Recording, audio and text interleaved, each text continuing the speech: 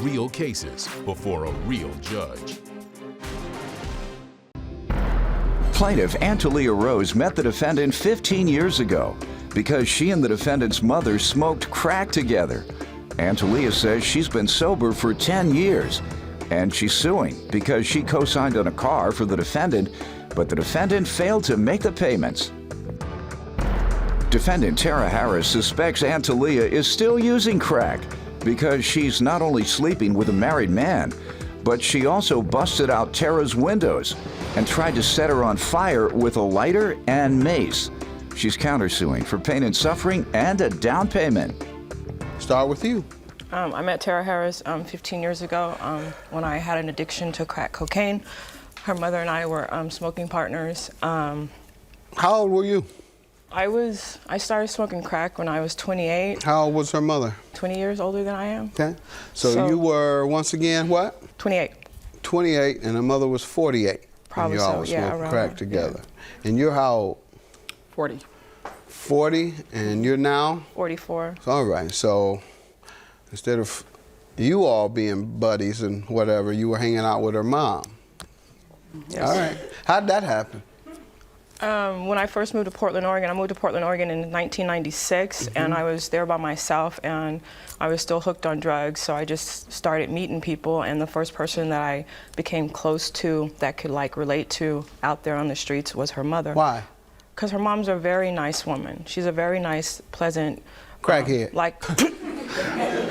No, I know you got nice, pleasant crackheads, but the point I'm getting to, ma'am, is how instead of being friends with your peer, someone in your age group, her, when you move to town, you end up being close friends with a person 20 years older than you. You know, because it's just a mystery as to why you wouldn't meet even a crackhead your age. They didn't have any crackheads your age in town? They don't have any crackheads her age? Mm-hmm. So why does she have to go with your mother? I have no idea. Those girls were wild and crazy. I wasn't wild and crazy. I was just calm, just doing my own thing. You were a calm crackhead? Yeah.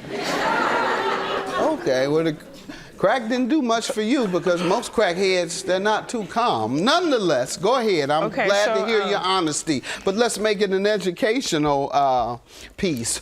You're telling me that for a reason. So what would you do to discourage others who are watching? I'll tell my story. I started doing crack.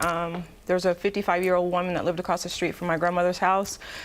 She said, "Baby, can I get a ride?" I said, "Yes, Miss Betty, I'll give you a ride." Miss Betty took me to the store. She cashed her check. She took me to a bar called The Hump. She rolled down her window. She said, "Tony, give me 40.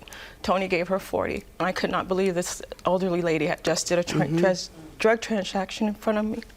So months had passed and I was unemployed, but I was getting unemployment and I had a job due in 30 days. So during that 30-day period, I saved $2,000 and I was bored. So one day I went to that place, rolled down my window, I said, "Tony, give me 40. Okay, and that got you caught up pretty much once you use crack. The overwhelming majority of the people continue to use it.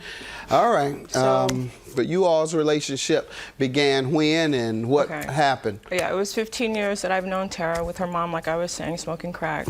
I've now been clean and sober for 10 years. Good.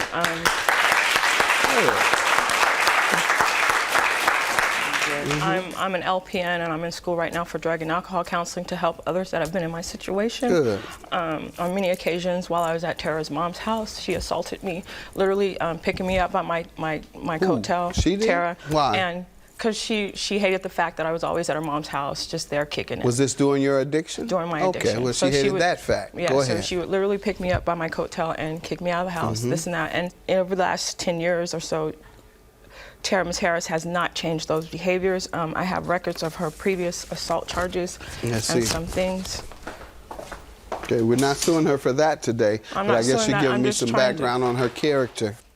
Why don't you give me some background, ma'am, on your association with the plaintiff? Okay, letting Antalia in my life was the worst mistake that I've ever made in my life. She says she's changed her life as far as her not using drugs. I still think she's on crack because of the things that she's doing. You know, she's messing around with this married man that lives 2 houses What does that down have to do from with her. smoking crack? Cause just her behavior. What? Going with a married man don't mean she's a crackhead. What? But more so on what I'm saying, she's busted out my windows. Why? I don't know. That's a good question. Ask her. Why? Because you rambled my house, you got in my face, you wanted to beat your house? You wanted to beat me up on my property, and I wasn't going to allow you to But the police was there Okay, when now I you came clear there. on why? Yeah. Okay, Yes, as long as you're clear. yes. She's busted out my windows. Why?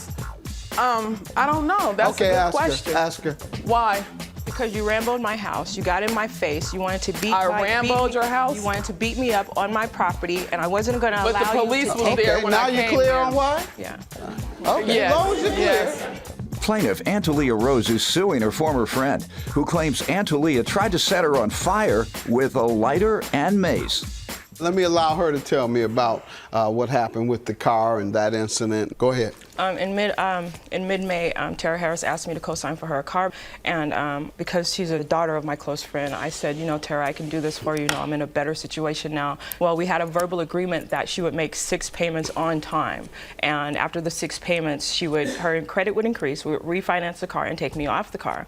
Well, Ms. Harris never made one single payment from May till now. She's made one payment of $62.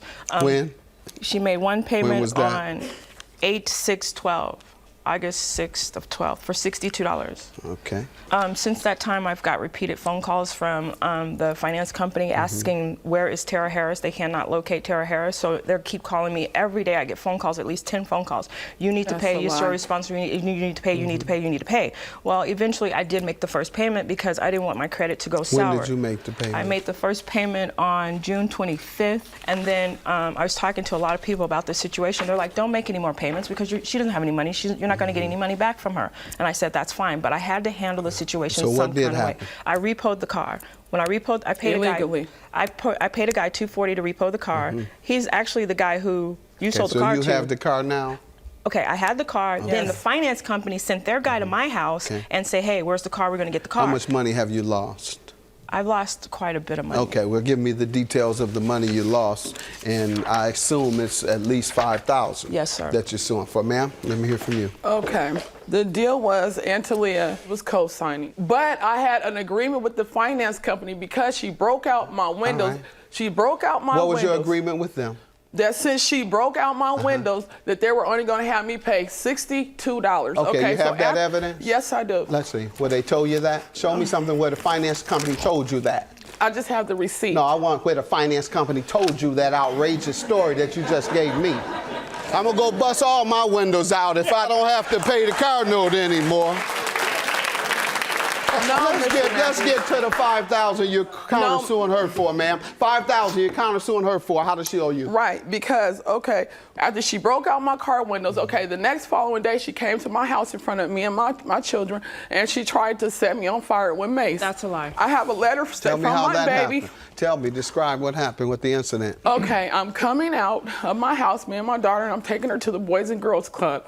Okay, so I'm coming out of the house, and she's out there. I'm like, you just broke out my car windows So what yesterday. happened? Why are you here? What did she do? She took the mace, sprayed it in my face, set the lighter, sprayed it in my face. I got scared. I got defensive. I pushed her face back. I jumped in the car with my baby and tried to get away from me. She chased me down. I have the police report, the case numbers. That's a lie, And Your you Honor. did contact the police? Yes, I contacted the police. Okay. Then after that, she came to my house. She has sent somebody to my house a week later. I called the finance company. I want you to read on here where it talks about the assault with the deadly weapon. Read what you said.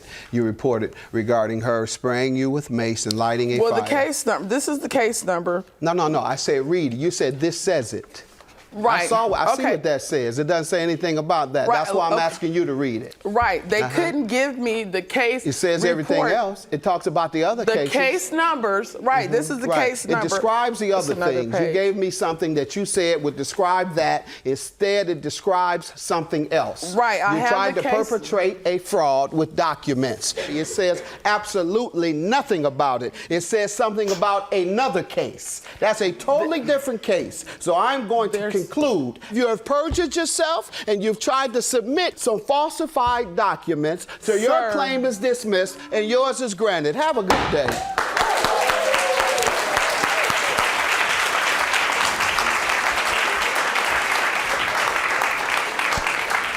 You know what? Thank you, Jesus. You lying dirty.